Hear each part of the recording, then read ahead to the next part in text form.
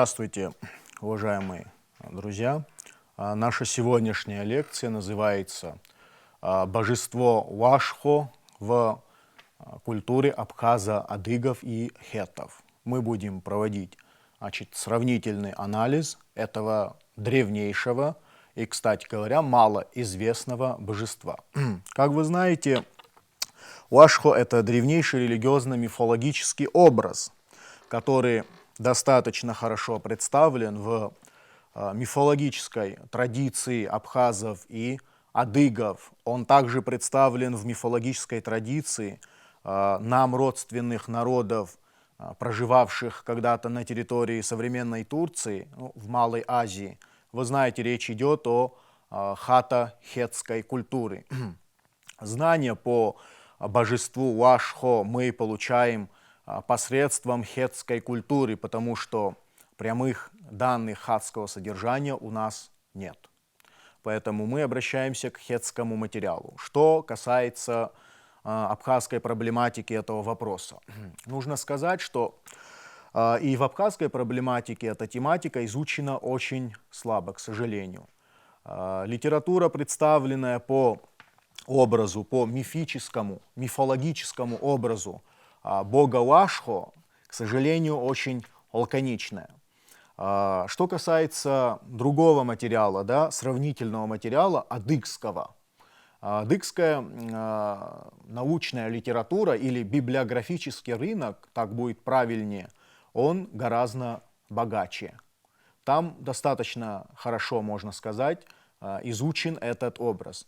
Вот даже назовем такие исследования, как, например, исследования известного адыгского советского специалиста в области культуры, мифологии, религии адыгов, это Шартанова, это работы современного нам, адыгского фольклориста, доктора филологии Асфара Куйока и некоторые другие работы. Сейчас, уважаемые друзья, мы перейдем непосредственно к рассмотрению этого образа. Что представлял этот образ из себя? Как известно, именем Уашхо абхазы и адыги произносили клятву. К этому божеству обращались. Именем этого божества люди клялись.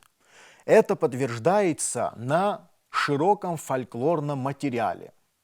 Материал, с которым мы с вами будем работать, это в основном лингвистический и фольклорно-этнографический материал.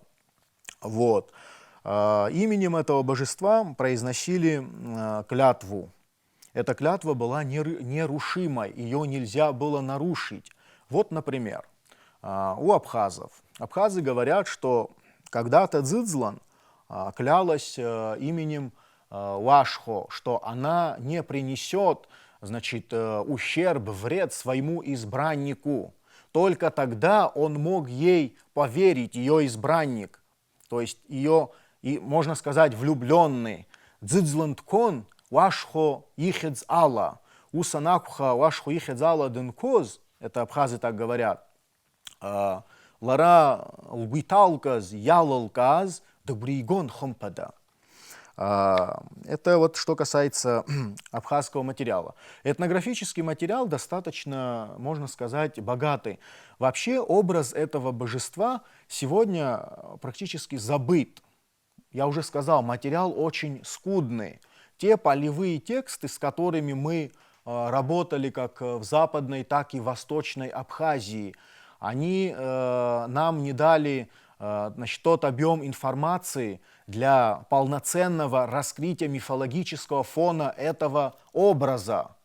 Поэтому мы будем часто обращаться к работам, к исследованиям наших крупных исследователей культуры, этнографии, фольклора, таких как Шалва и Налипа и многие другие исследователи.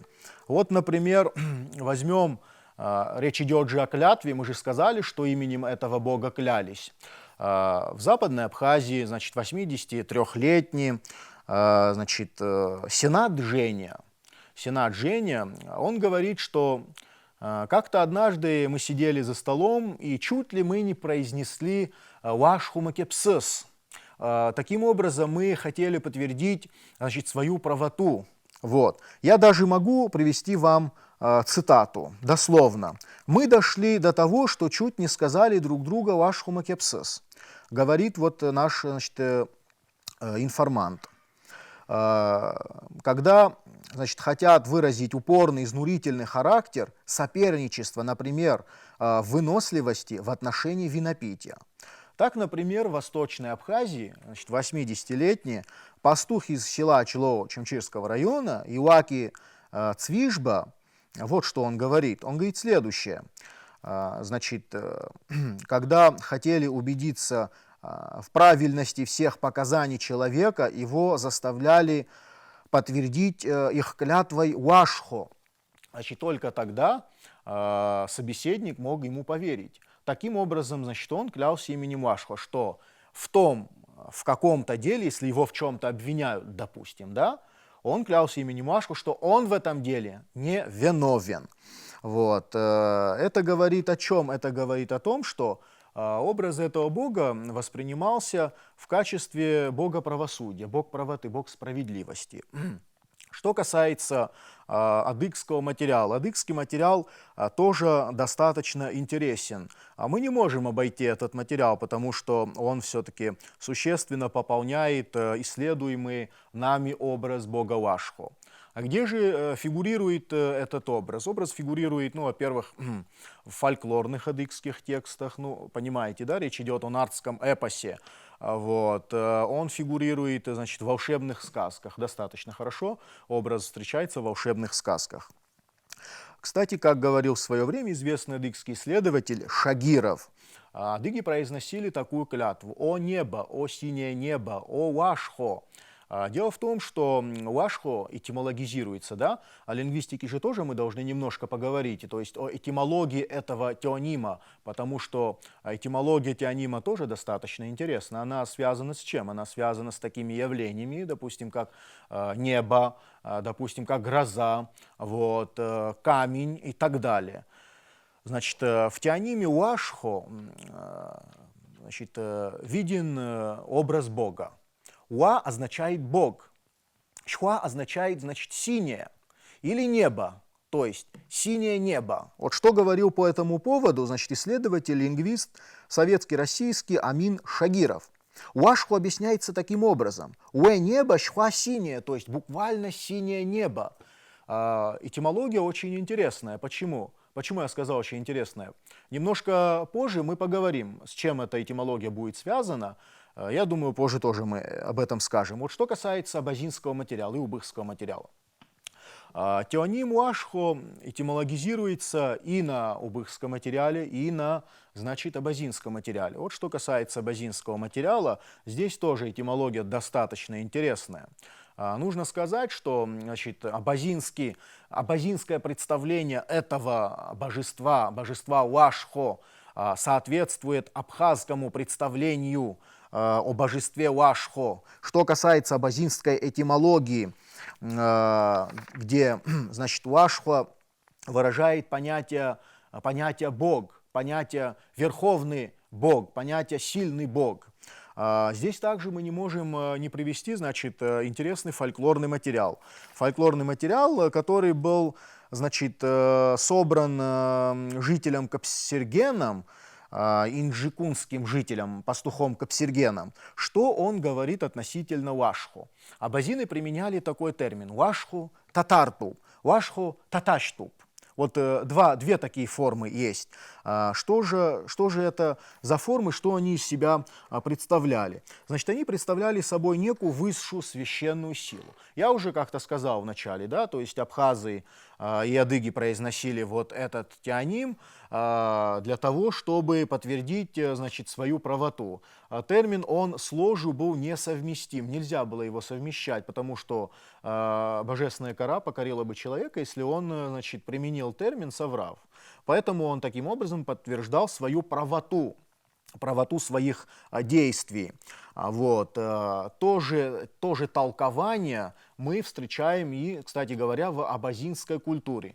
значит, и мифологически, да, образ соответствует образу абхазского бога, значит, Уашхо. Что касается убыхского материала. Убыхский материал тоже интересен, но он очень скудный убыхский материал, в отличие от абхазо-адыгского, ну и абазинского материала. В убыхском, значит, материале образ бога Уашхо имеет несколько значений. Ну, во-первых, это образ Бога, да, как я уже сказал, это образ Бога, с одной стороны. С другой стороны, образ, значит, этого божества и сам теоним Уашхуа связан с такими понятиями, как, значит, гром, как гроза. Что касается этимологии, значит, на материале абазинского языка, то известный, значит, специалист адыгских и кавказских языков Абдоков полагает, что убыхское Уашху означает Бог, где элемент Уа этимологизируется как большой, великий. То есть о чем это говорит? Это говорит о том, что, значит, большой Бог, великий Бог. Вот, таков, значит, убыхский материал. Давайте пойдем плавно дальше. Примечательно, что абхазо-абазинскому и убыхскому и функционально, вот, и этимологически соответствует кабардино-черкесская уасхва, которая выполняла или несет несет ту же смысловую нагрузку, что и, собственно, уашхва в абазинском, в убыхском и в адыгском, значит, понимании. Вот. Адыги представляли его как, значит, древнейшее божество неба. Считали, вот адыгские исследователи, которого я ранее назвал, значит, тот же Асфар Куйок, он считает, что, значит, этот образ является, значит, богом неба, он непосредственно связан с небом. Кстати, есть еще другое представление об образе бога Уашхо. Лавров, вы знаете, известный исследователь, значит, специалист культуры, фольклорист, этнограф, писал о том, что образ, значит, Уашхо был заимствован адыгами у осетин. Это неправильно, это не соответствует действительности, потому что мы знаем, что и у адыгов, и у абхазов, как и у всех народов, ведь образ этого бога связан вообще, в общем-то, с небом, да? Вот, с космосом он связан.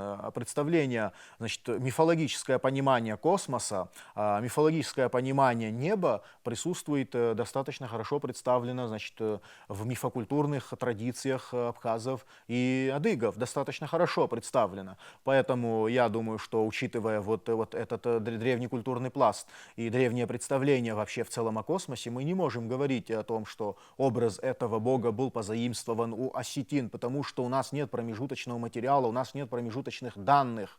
Где же взяли, допустим, осетины его? На этот вопрос мы ответ не дадим. Значит, в таком случае мы говорим о том, что этот образ имеет все-таки абхазо-адыгское происхождение. Он не внесен в наш, значит, абхазо-адыгский пантеон.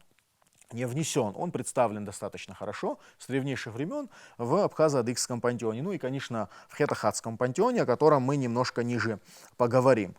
Интересным образом вернемся к, опять-таки, адыгскому материалу. О чем нам говорит адыгский материал? Вот есть очень интересная, очень достаточно-таки интересная, значит, такая клятвенная адыгская формула, которую я здесь вам приведу, она встречается в нардском эпосе. Значит, обратим внимание на то, как Нарт Хамыш, сказание о Нарте Хамыше идет речь. Однажды, значит, к великанам приходит в гости, то есть испы, да, к ним приходит в гости один молодой человек. Когда он пришел в гости, он увидел, у них была сестра, очень красивая была она. Она ему понравилась. Вот, и он, соответственно, сделал ей предложение. Она испугалась, что он ее оскорбит. Ну, применит такой термин, как маленькая, значит, несчастливица. Потому что она была, ну, во-первых, красивая была, очень красивая, но низкого роста. Значит, она обратилась к нему, чтобы тот, в свою очередь, поклялся именем вашего Макепсис, что такое я не скажу. Да, действительно, значит, Хамеш применил этот термин, и он поклялся, что Ашхо я в твой адрес оскорбительного ничего не применю. Таким образом, она поверила ему и вышла за него замуж. Вот. Это один из таких очень интересных адыгских, значит, повествований о Нарте Хамыше.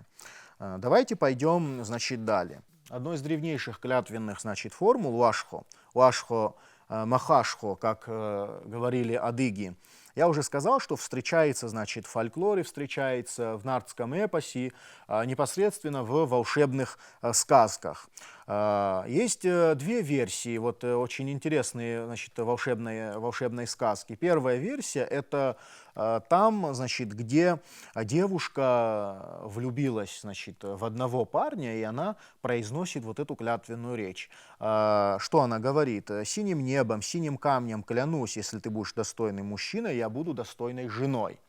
Вот, это одна версия. Вторая версия, значит, клятву эту приносит конь. Вы знаете, конь всегда играл большую роль в воинской культуре, а кавказская культура, она в своей сущности, в общем-то, воинская культура. Поэтому культ коня достаточно хорошо был здесь представлен.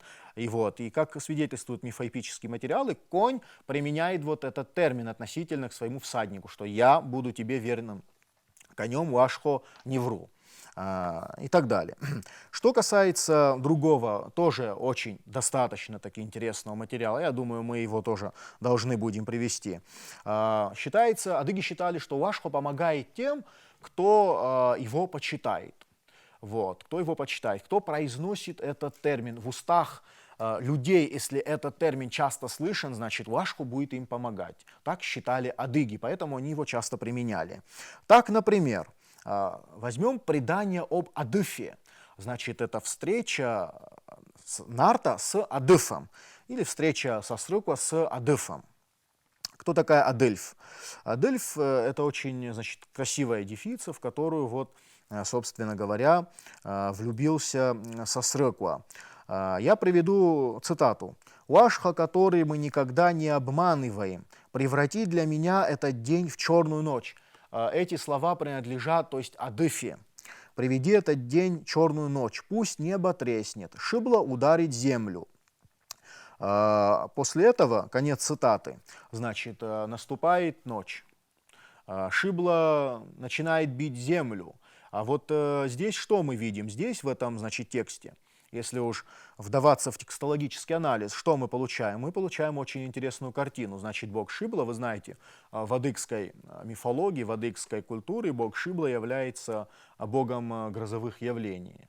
Вот, бог грозовых явлений. Значит, Шибла в какой-то степени находится под властью, значит, бога Уашхо. Бог Уашхо обращается, значит, к Шибле. Шибла, соответственно, выполняет поручения бога Уашхо. Тут такая прямая связь между, значит, небожителями существует. Это тоже очень интересно. Что, собственно, мы наблюдаем и на абхазском материале. Вот, допустим, связь бога Афы и связь бога, значит, Уашхо тоже, несомненно, прослеживается.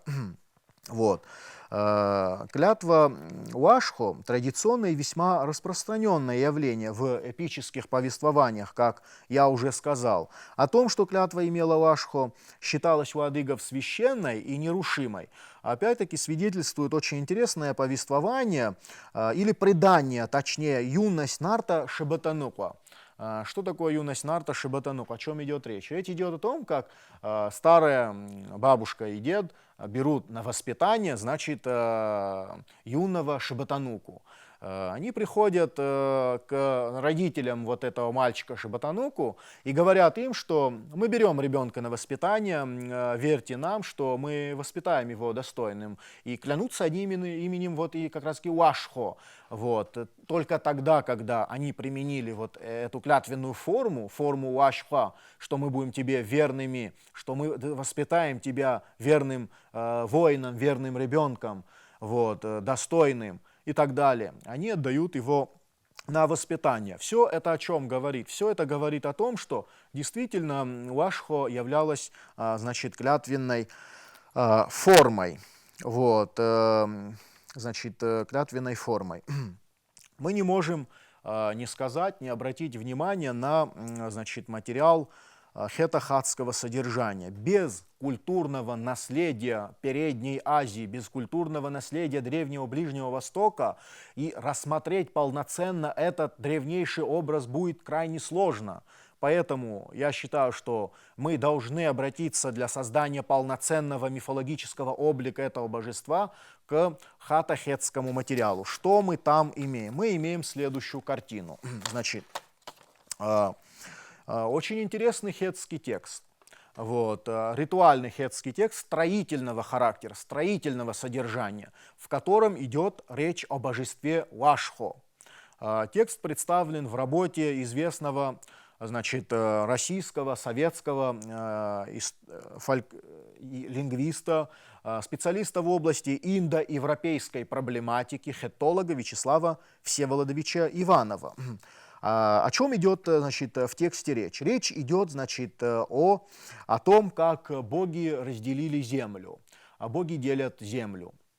Когда, значит, боги делят землю, те, кто получает эту землю, тот, кто принимает эту землю, он клянется формой уашхаб или уашхабма. Вот, значит, здесь конечные гласные, значит, уашхабма и уашхабма.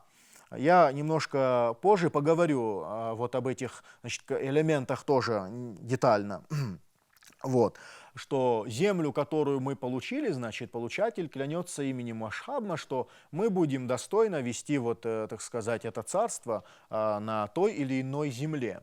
Текст, конечно, достаточно фрагментарный, обрывистый, поэтому мы не можем полноценно его, значит, процитировать, потому что в некоторых случаях нет, значит, текстологической увязки. Поэтому мы просто так его процитировали для того, чтобы, ну, смысл нам понятен, да, потому что речь идет о клятве, связанной с божеством Лашха. Далее. В отдельных, значит, хатских текстах строительного обряда также используется форма вашхабма. Она убедительна в связи с тем, что играет роль эргатива, вот, которая сопоставима с адыгским эргативом «м» в, значит, сочетаниях такого адыгского типа, как «мхе», значит, «Бог сказал», «Бог сделал», «Бог подарил», «Бог дал» и так далее.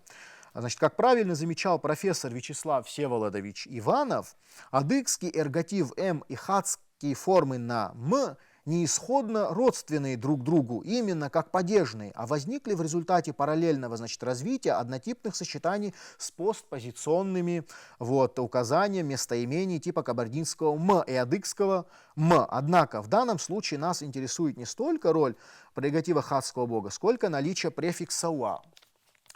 Почему я это сказал? Потому что префикс «ла» действительно очень интересен. Он, во-первых, значит, на языке абхазов, на языке адыгов и на языке хетахатов функционально идентичен.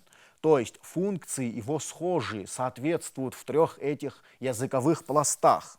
Почему? Потому что, например, мы знаем, что абхазы обращаются к Богу на «ты», «уара». Нету такого понимания, нет такого выражения «шара». Всевышнего всегда называли «ты». То есть «уа» вытекает из местоимения «уара». Это одна из форм обращений к тому или иному божеству. Вот ту же форму мы встречаем и у адыгов. Также адыги обращались, значит, к своим богам не как «вы», как, то есть «ты», «уара». Что касается хатахетского материала, очень интересный. Есть один хатахетский материал строительного содержания, где, значит, общество обращается к Богу, к одному из богов, значит, по тому тексту, о котором идет речь. Речь идет о боге Кашу, как «ты», то есть «уа».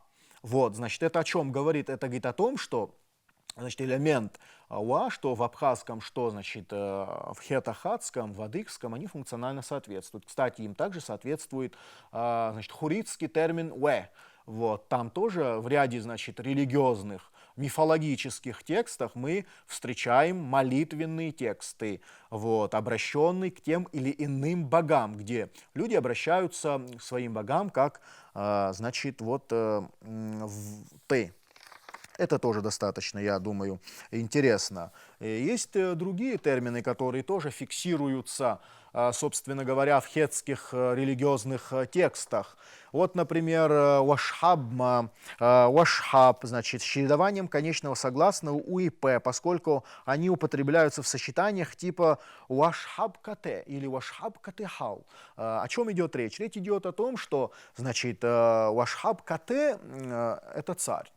Вашхаб Катехалла, значит, это царица, значит, богиня, бог-царь, богиня-царица. Вы знаете, эти термины применялись относительно, значит, к царю и к царице.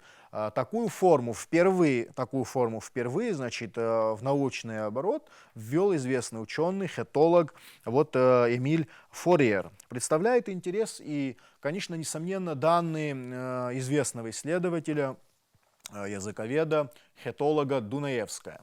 Вот, и, значит, Дунаевская тоже приводит вот этот лексический, значит, термин, лексическое слово «вашху», она переводит его в смысле, в значении «бог». Да, очень интересно. Мы же как-то ранее сказали, помните, что и у абхазов, и у адыгов, и у абазин, и у быхов речь идет о божестве, потому что те термины, которые мы привели, термин «ваш», он выражает, значит, понятие «бог». Поэтому это тоже здесь очень интересно. Вот даже в свое время Абдоков замечал, что известная форма «уашхе» или «уашхе», убыхская «уаб» означает «бог». Этот элемент «уэ» и «шхва» и «ба» этимологизируется как «небольшой», то есть «великий». Примечательно еще и то, что в свое время говорил специалист хетской проблематики, хетолог Мессарош. Один из тех, кто был убежден, в общем-то, в родстве, значит, абхазо-адыгских и хатахетских языков. Вообще нужно сказать, что есть противники вот этой теории. Речь идет о чем? Речь идет о сближении, значит, теонима Вашхо как общего, значит, явления, общего теонима для абхазо-адыго-хатского этнокультурного сообщества. Противников тоже достаточно. Но нужно сказать, сторонников этой теории, вот, этого предложения, именно вот рассматривать этот теоним в таком контексте, сторонников намного больше. Вот одним из них является Мессарош, который был убежден в родстве языков, значит, абхазо-адыгских и хатских. Что он писал? Он писал следующее, я приведу цитату. «Национальный бог», он писал, у быхов, Уашхуа поразительным образом сохраняет в себе с дохристианских тысячелетий до настоящего времени имя хатского бога Уашхо. Имя хатского бога Уашхо. Это говорит о чем? Это говорит о том, что, значит, образ этого бога в языке, в культуре, да, в традиции абхазов, в традиции там, адыгов и других, значит, коренных близких нам народов, он не изменился, он сохранился, он сохранил вот эти первоизданные черты, которые мы прослеживаем в хетских ритуально-мифологических текстах. Поразительным образом нужно обратить внимание, это тоже очень примечательно, что у адыгов, да, в сочетании с корнем кян, то есть вашхо применяется в сочетании с корнем кян. Что такое, что значит кян? Кян значит, покровитель. Покровитель, тот, кто покровительствует, тому, кому подчиняются, тому, кого почитают, тому, кому приносят, то есть жертву. Вот. Здесь, я думаю, для подтверждения вот этого покровительства приведем тоже очень интересный текст. Текст, который был собран Атажукиным и цитируемый в работе Кумаховой и Кумахова. Значит, два таких автора одной монографии. Язык, значит, нардский эпос, язык и культура, так называется работа. Я сейчас приведу сам, значит, этот текст. «Уашхо, покровитель, убью себя, вести не расскажешь, стальными ножницами убью себя, Уашхо, наш покровитель». Значит, в качестве сочетания уашхо с элементом кян, по словам Кумахова, лишний раз подтверждает, что разбираемое слово являлось названием древнего божества.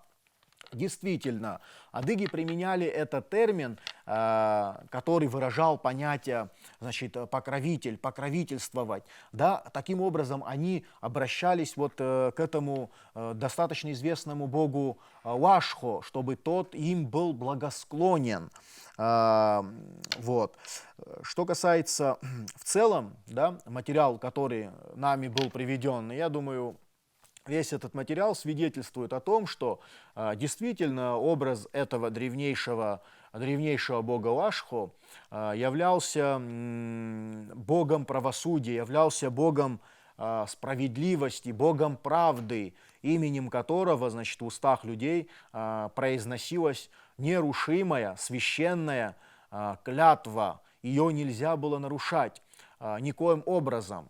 Вот. Что касается, я уже как-то говорил, мы должны с вами поговорить о связи бога Лашхо с камнями. Это тоже очень интересная тема. Мы знаем, что камни играли и продолжают играть большую роль вообще в истории человечества. Ну, вы знаете, что камень — это первое орудие в истории первобытного человека, да? В абхазо-адыгской мифологии камень — это плоть. Вот, например, согласно нардскому адыгскому эпосу, вы знаете, что, да, женщины, у которых, ну, не было потомства, да, не было детей, они сажались вот на этот камень, катались на камне. Известный, значит, один из адыгских фольклористов говорил, что в Верхнем Баксане есть, значит, такой священный камень, вот, который приносит плоть. Кстати говоря, очень интересным образом нужно сказать, что в нардском эпосе рождение героя нардского Сосрыква, да, Сосрыква тоже ведь рождение его связано с камнем, так же, как и смерть Сосрыква связана с камнем. Интересный сюжет, когда Сатаней встречает по ту сторону реки пастуха, да, пастух обращает на нее внимание, она ему понравилась, и вот в тот момент, значит, стрела молнии вонзилась в скалу, и там, значит, образовался вот образ нардского героя Сосрыквы. И тогда, значит, эта часть скалы была вырезана и отнесена к Тлепшу. Это, вы знаете, образ, значит, кузнец, нардский кузнец. Вот, и там он вот, вырисовывал его образ 7 дней, 7 ночей. Даже он был удивлен, обратился, как повествует нардский эпос, обратился к Лашхо. Лашхо, я удивлен, что за это заявление. То есть с таким удивлением он обратился к божеству Лашхо. Это говорит о чем? Это говорит о том, что роль камня всегда была очень серьезна, очень всегда была велика. Вот. И когда мы говорим о камне, мы вспоминаем параллели, да, абхазо-хетские, опять-таки, параллели очень интересные. Это рождение, значит, в хетской мифологии рождение Уликума из камня, ведь Уликума тоже, герой Уликума родился из камня. Вот. Камень находился на берегу моря, он 7 дней, 7 ночей этот камень рос, и из этого камня, значит, вышел герой Уликума, который очень близок функционально к, значит, образу Сосрыквы. Опять-таки нужно сказать, и значит, в хатахетской версии тоже рождение героя связано непосредственно с образом верховного бога, бога-громовержца, то есть с именем бога Тару. Вы знаете, что Тару — это верховный бог, значит, в хата-хетском пантеоне. Это что касается камней. Достаточно много обычаев и обрядов было, кстати говоря, связанных с камнями. Вот представление или отождествление, значит, бога Уашхо с камнем связано с тем, что, вы знаете, в древних культурах, не только в адыгской культуре, не только в кавказской, но и в многих других культурах была такая практика олицетворения, значит, неживых предметов с вот богами достаточно хорошо. Мы, например, можем это встретить на материале культур Элама, на материале культур Эбл и многих других древних ближневосточных культур. Вот. И достаточно хорошо эта практика описана, значит, в работе Вячеслава Всеволодовича Иванова «Культ камня» на Древнем Ближнем Востоке 3-2 тысячелетия. Значит, в образе этих камней они видели конкретных богов. Вот эта практика, как считают адыгские исследователи, породила древний адыгский обряд обкладывания, значит, могил усопших разноцветными камнями. Была такая практика у адыгов, то есть традиция была, когда они обкладывали могилы усопших разноцветными камнями. Опять-таки, это были преимущественно кладбища тех, кто был убит ударом молнии. Вы знаете, традиция достаточно известная была на Кавказе, да? Это сакральный знак, это знак, очень серьезный знак был, это серьезное послание было Всевышнего, когда человека поражала молния. Поэтому пораженные молнией, для них было особое место и, собственно, в потустороннем мире. Вокруг могилы вот этих людей обкладывали разноцветными камнями. И вот когда наступала засуха, Адыги брали вот эти камни и обращались к речке. Они привязывали их к реке, чтобы река не унесла эти камни до тех пор, пока, значит, не пойдет дождь. И там они, соответственно, совершали соответствующие причитания, да, ну, обрядодействия. Там произносили молитвенные тексты, обращались вот к богу Шибла или к богу Уашхо, чтобы тот им не послал дожди. Вот. Здесь очень интересным образом значит, функции, да, мифологические функции выходят за рамки тех, что были нам известны. Мы знаем, что бог Уашхо являлся богом правосудия, мы так его обозначили, но здесь те материалы, которые мы привели, говорят об обратном, что точнее, они дополняют значит, функциональный образ этого божества тем, что, значит, грозовые явления или правильнее будет сказать, атмосферные явления находились в зоне ответственности бога, значит, Уашхо. Уашхо мог вызвать дожди. К Уашхо обращались адыги, чтобы он утаил засуху, чтобы он не спаслал дожди на землю, потому что это было жизненно важно не только у адыгов, но и вообще в любой культуре, значит, во всех культурах мира. И у абхазов мы знаете, что абхазы, значит, прибегали к такому известному обряду, как дзиоу, да, с помощью дзиоу мы вызывали обряд, значит, обряд вызывания дождя, или, например, ацунухара. Этот обряд тоже, значит, ставил перед собой цель и ставит цель вызывания, значит, дождей. Это было очень жизненно важно. В целом, я думаю, что материал, который мы привели, в будущем мы будем обогащать вот свой библиографический фонд. Есть, видимо, те материалы, которые еще нам неизвестны, и я думаю, в ближайшем будущем этот материал тоже будет в свободном доступе. Речь идет о чем? Речь идет, значит, о ближневосточном материале.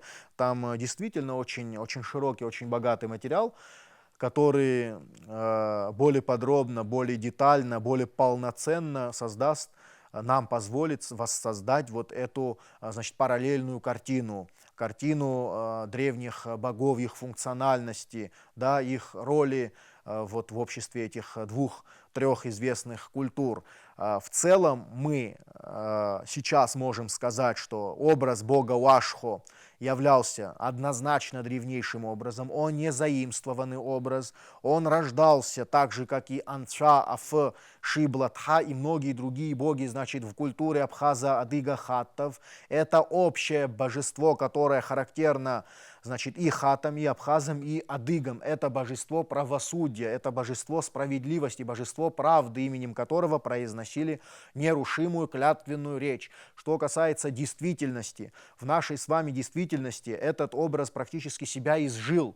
Даже отдельные рудименты не сохранились, его нет практически, потому что его нет не только на Северном Кавказе, его нет и в других культурах, и у нас, у абхазов, тоже образ забыт. Я работал в некоторых полевых экспедициях, я уже вам сказал, как в Западной, так и в Восточной Абхазии. Этот образ плохо помнят люди, его практически не знают, он забыт, его уже нет. Видимо, значит, до второй половины 20-го столетия образ был известен, сейчас уже нет, под, конечно, серьезным воздействием. Есть такое понятие, как аккультурация, да? Вот процесс трансформации очень серьезный процесс трансформации. Легкую культуру всегда, видимо, легче воспринимать и легче носить. Легкая культура, о чем идет речь? Культура та, которую мы получаем, то есть посредством русской культуры, это западноевропейская культура, ну и так далее. Вот эта культура постепенно, к сожалению, стала, значит, стала вытеснять традиционные культурные ценности, в том числе, я говорю с большим сожалением, что такие древние боги, которых абхазы почитали, которые во многом помогали абхазам, вот они сегодня, к сожалению, забыты. Спасибо большое. Я думаю, вопросы будут, ответим. Вы говорили, что бог Вашхо вот именно распространяется на территорию, где именно непосредственно жили абхазы, адыги и хаты, предки, да, вот общий народ. А заметили ли вы вот в своих изысканиях какие-то параллели, может быть, какие-то такие моменты сходства у других народов, например, также вот из Древнего Востока, если взять, вот какие еще параллели вы, может быть, обнаружили в своих исследованиях? Спасибо за вопрос, Геннадий Вячеславович. Я действительно обращал внимание на параллельную сторону вопроса, потому что этот вопрос действительно очень интересен. Вообще, основным лейтмотивом вот этого исследования, этой тематики является как раз-таки создание параллельного фона. То есть параллелистическая сторона вопроса очень интересная. Образ встречается, образ именно, речь идет о боге Вашху, да, мы сейчас говорим о конкретном боге Вашху. Этот образ встречается именно в пространстве, то есть в ареале локализации коренной кавказской автохтонной культуры, то есть в ареале локализации абхазо-адыгской культуры, за рамками, за пределами абхазо-адыгского культурного мира он не фиксируется, не фигурируется. Что касается, значит, малоазийского культурного слоя, там тоже он встречается, значит, в хатахетской культуре за пределами хатахетской культуры этот образ не фиксируется. Что касается территориальных вопросов, мне сейчас сложно будет говорить о точных территориальных вопросах, потому что территориальные вопросы очень часто менялись. Да? Вы же понимаете, культура, она достаточно широко распространяется, культура передается ну, посредством, может быть, других народов, не обязательно какими-то, скажем, миграциями, не обязательно какими-то передвижениями, скажем, очень много теонимов, очень много терминов лексических, культурных, социальных, которые просто были переданы посредством других культур, вне, так сказать, миграции. Вот. Что касается, как вы сказали, обнаружили ли вы в других культурах, ну, функционально, я могу сказать, функционально соответствующие образы представлены и в других культурах, например, в непурской культуре, в шумерской культуре, в египетской культуре. Там тоже представлены, значит, божества, которые функционально могут соответствовать, значит, богу Вашхо, значит, тому, значит, той функции, тому функциональному полю, что известно абхазо-адыгам.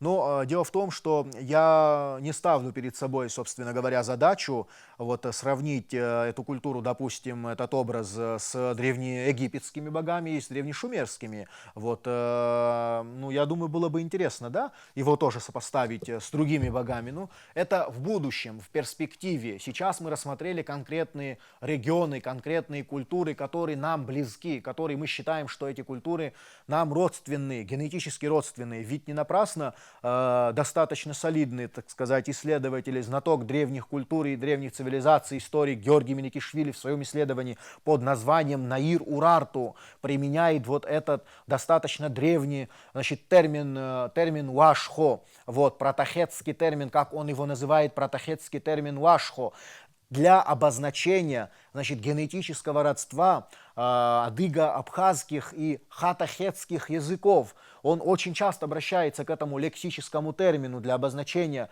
вот, собственно говоря, их генетической близкости языков этих народов.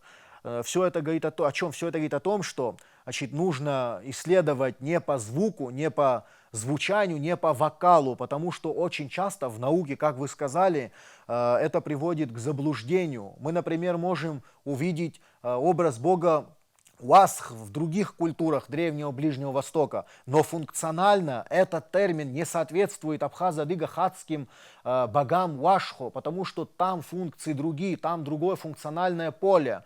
Сопоставить его невозможно, практически невозможно. Фарид, у меня вот к вам есть один вопрос. Вот кто из наших отечественных исследователей касался этой темы, и если есть такие, вот с их точкой зрения вы согласны или у вас противоположная точка зрения, касающаяся этого вопроса? Я понял, спасибо за вопрос. Да, в начале своего выступления я сказал, что есть абхазские исследователи, наши отечественные знатоки культуры, которые непосредственно касались вот этого образа. Ну, не сказать, не возмущал Вейнал Ипа, вы знаете, крупный ученый, этнограф, вот, это, значит, Айсберг, у нас знаток традиционных ценностей, культуролог, фольклорист, этнограф, который достаточно хорошо касается в своем исследовании этого образа. Мы знаем работу Лили Хуршитовна Акаба, религиовед, крупный исследователь, она тоже касается образа этого божества. Другое дело, что обрядовая сторона, связанная, значит, с богом Уашху, достаточно слабо освящена. Мы имеем описательную часть. Мы просто имеем описательную часть. Мы имеем часть, в которой образ этого божества упомянут, но описательная, детальная сторона вопроса освещена очень слабо. Здесь важно что? Здесь важно исследовать деталистику, то есть обрядовую процедуру. Обрядовая процедура требует детальность, то есть как этот процесс проходил. Вот, например, у адыгов мы в отдельных исследованиях адыгских ученых мы эту сторону встречаем. Она достаточно хорошо представлена в адыгской культуре. Почему? Потому что там есть, значит, детальное описание обряда действия. Вот, вплоть до, скажем так, до обрядовых можно сказать, мелочей, элементов, правый, левый, верхнее, нижнее понимание таких композитов мы встречаем очень часто. Вот, это правильно, я думаю, так было бы правильнее. В тех работах, которые я вам назвал, эта сторона вопроса не освещена. Например, есть исследования по этимологии, это Губля, с которой другое дело, что там представлен вот образ этого бога и представлена этимология, поскольку автор сам лингвист, и он предлагает свою этимологию, свое видение. С этой этимологией, я думаю, здесь мы об этом говорить не будем, мы можем позже поговорить более расширенно.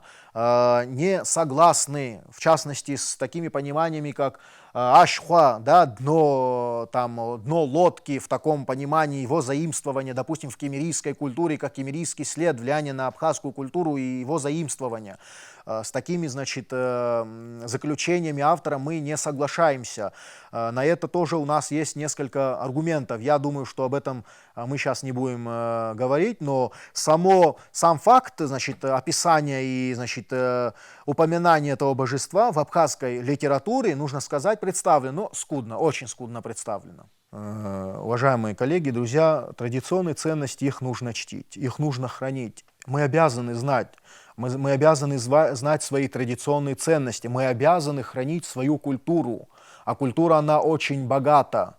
Мы должны знать тайны этой культуры. Главным ключом к этой культуре является что? Является знание языка. Абизшоп харацабхаси хамо культура цара акна.